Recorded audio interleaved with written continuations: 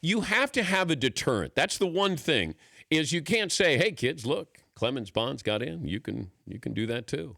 You have to have some kind of deterrent that says, if you get caught one time, you're not eligible for the Baseball Hall of Fame.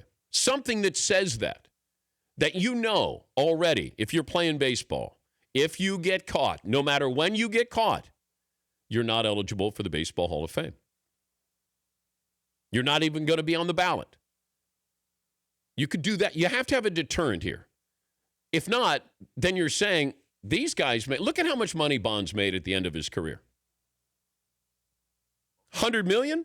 Most of his money was made at the end of his career.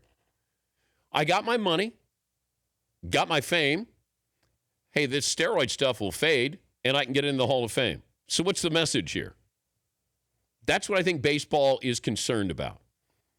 And I told you this 6 weeks ago. If the commissioner was going to get into the Hall of Fame, it's going to open the door for Bonds and Clemens. And that's exactly what happened.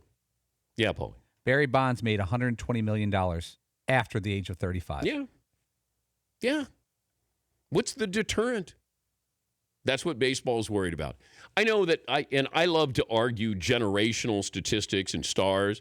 And all right, I need to, put my baseball cards down and move on with life. But that was always fun, where you were arguing your third baseman to a third baseman now, or a right fielder or a pitcher, whatever it might be. All right, I get that. But I don't think you can just say, hey, you know what? It was the steroid era. The steroid era is done? I don't think the paragraph's done, because these guys will find another way. There's too much money to be made. Do I think Pudge used? Yes, I do. Do I think Bagwell used? Yes, I do. Now, what kind of proof do you have? That's the hard part with this. And then you're dealing with rumor and innuendo. It's hard. Really is. Does Sosa get to go in? A-Rod tested positive after the fact. He admitted, hey, Tic Tacs. Is he a Hall of Famer? Andy Pettit admitted, is he a Hall of Famer? At some point, I have to say not everybody gets into the party. All right? Not everybody gets in. And I probably put more people in than most. But at some point, I have to say, Alex, great numbers, but I'm sorry.